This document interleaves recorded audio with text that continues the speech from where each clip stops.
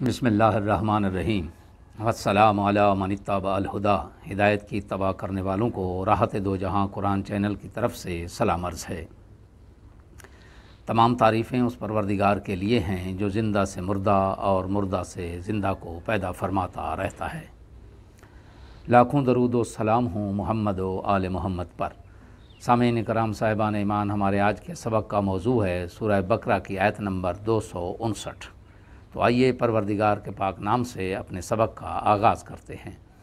بسم اللہ الرحمن الرحیم۔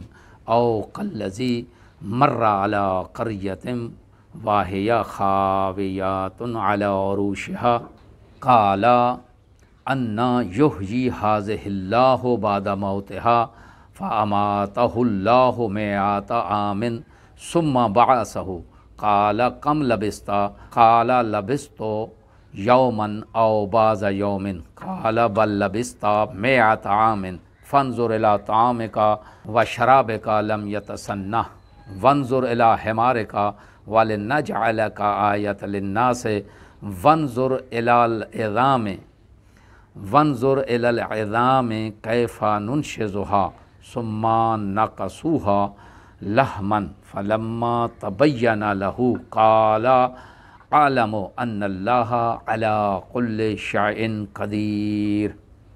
آیت کا ترجمہ: یا اس شخص کی طرح جس کا ایک ایسی بستی سے گزر ہوا جو اپنی چھتوں کے بل گری ہوئی تھی، تو اس نے کہا اللہ اس اجڑی ہوئی آبادی کو مرنے کے بعد کس طرح دوبارہ زندگی بخشے گا؟ بس اللہ نے 100 برس تک اسے مردہ رکھا، پھر اسے دوبارہ زندگی دی۔ اس سے پوچھا بتا کتنی مدت مردہ رہا ہے؟ اس نے کہا 1 دن یا اس سے بھی کم۔ اللہ نے فرمایا نہیں، بلکہ 100 برس تک مردہ پڑا رہا ہے۔ لہٰذا ذرا اپنے کھانے پینے کی چیزوں کو دیکھو جو سڑی نہیں، اور اپنے گدھے کو بھی دیکھو، اور ہم نے یہ اس لیے کیا ہے تاکہ ہم تمہیں لوگوں کے لیے نشانی بنائیں۔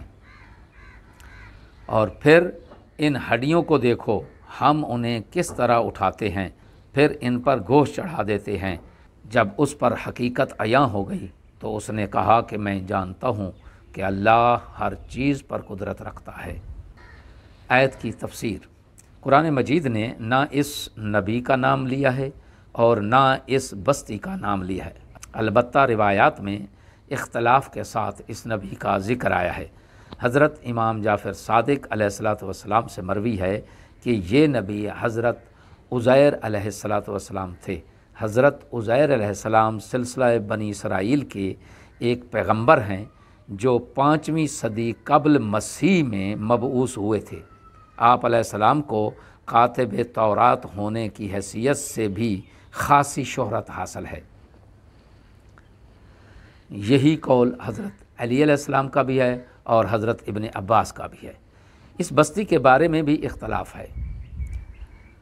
اکثر کے نزدیک یہ یروشلم یعنی بیت المقدس ہے، جسے بخت نصر بابلی نے 586 قبل مسیح میں تباہ کیا تھا۔ اس آیت میں معاد سے متعلق ایک اہم واقعہ مذکور ہے کہ جب نبی علیہ السلام یعنی حضرت عزیر علیہ السلام نے جب مردوں کی بوسیدہ ہڈیوں کو دیکھا تو عذرائے تعجب کہا ان بوسیدہ ہڈیوں کو اللہ کس طرح دوبارہ زندہ کرے گا؟ اس پر اللہ تبارک و تعالیٰ نے ان کی روح قبض کر لی اور 100 سال تک مردہ رکھا، پھر انہیں دوبارہ زندگی عطا کی۔ زندگی عطا کرنے کے بعد یہ سوال کیا کہ کتنی مدت مردہ رہے ہو؟ تو انہوں نے جواب دیا کہ 1 دن یا اس سے بھی کم۔ اس جواب سے معلوم ہوتا ہے کہ قبض روح اور دوبارہ زندہ کرنے کا وقت مختلف تھا۔ مثلا صبح کو روح قبض کی گئی اور جب دوبارہ زندہ کیا گیا تو شام کا وقت تھا۔ اسی وجہ سے نبی کو شک پیدا ہوا کہ دوبارہ زندگی اسی روز ہی ملی ہے یا 1 دن بعد۔ البتہ یہ بات واضح ہو جاتی ہے کہ اس نبی کو اس بات کا ادراک ہوا تھا کہ مرنے کے بعد زندہ ہوا ہوں۔ دوبارہ زندگی ملنے کے بعد 3 باتوں کا جواب مل گیا۔ ایک تو یہ کہ مدت گزرنے کے بعد دوبارہ زندگی دینا ناممکن نہیں ہے، یہ ایک ممکن ہے پروردگار کے لیے۔ دوسری بات یہ کہ اللہ بوسیدہ ہڈیوں کو کس طرح زندہ کر دیتا ہے، اس کا بھی پتہ چل گیا۔ اور تیسری بات یہ کہ کھانے پینے کی چیزوں کا محفوظ رہنا، نہ سڑنا نہ گلنا، یہ بتاتا ہے کہ ایک لمبی مدت تک کسی کو محفوظ رکھنا بھی اللہ کے اختیار میں ہے۔ یعنی ایک طرح کے ماحول میں گدھے کی ہڈیاں بوسیدہ ہو جاتی ہیں، جبکہ کھانے پینے کی چیزیں جو جلدی سڑ جاتی ہیں، گل جاتی ہیں، وہ 100 سال تک تر و تازہ اور باقی رہتی ہیں۔ یہ اللہ تبارک و تعالیٰ کی نشانی ہے۔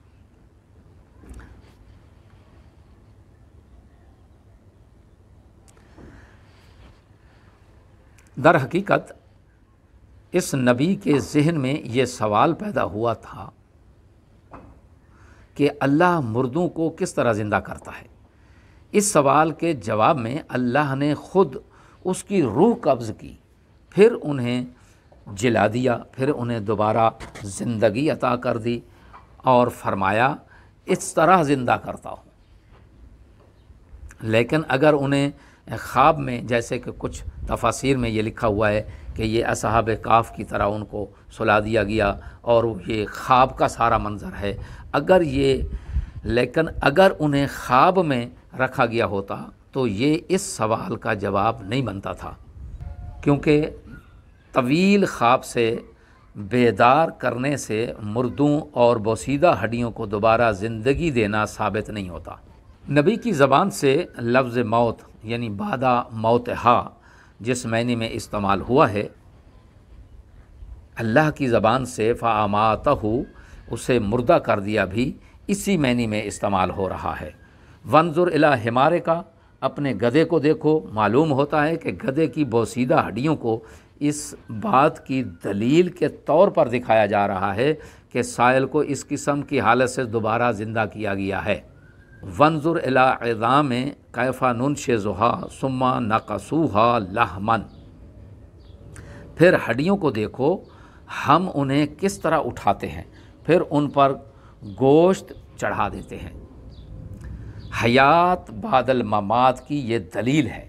وَلِنَجْعَلَكَ آیَةً لِلنَّاسِ، یعنی یہ سب ہم نے اس لیے کیا ہے کہ تمہیں لوگوں کے لیے نشانی بنائیں۔ ظاہر ہے کہ حیات بعد الموت کی صورت میں ہی یہ نبی اللہ کی نشانی بن سکتا ہے۔ طویل خواب کی صورت میں نشانی بننا ممکن نہیں ہے، کیونکہ یہ بات بہت سے جانوروں میں ہر سال میں دیکھنے میں آتی ہے۔ آیت میں بیان ہونے والے اہم نکات، پہلا نقطہ یہ ہے کہ حضرت عزیر علیہ السلام کا سوال خود معاد سے نہیں بلکہ کیفیت معاد سے مربوط تھا۔ دوسرا نقطہ اس میں یہ ہے کہ واقعہ حضرت عزیر علیہ السلام معاد کی عملی دلیل ہے۔ اللہ نے عملاً دکھا دیا ہے کہ کس طرح مردوں کو زندہ فرماتا ہے۔ تیسرا نقطہ اس میں یہ ہے کہ حضرت عزیر علیہ السلام کے دور تک لوگوں کی عقل اور فکری سطح بہت ہی پست تھی اور وہ حسی دلائل سے ہی مطمئن ہوتے تھے۔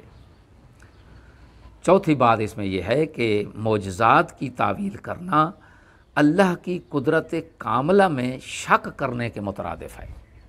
دعا ہے کہ خداوند عالم کلام پاک میں تدبر کرنے، تأمل کرنے اور اس پر مکمل یقین رکھنے کی ہمیں توفیق عظیمہ عنایت فرمائے۔ سامعین سے گزارش ہے کہ کلام پاک کو اپنے اہل و عیال اور اپنے حلقہ احباب تک پھیلائیں۔ وآخر دعوانا ان الحمد للہ رب العالمین۔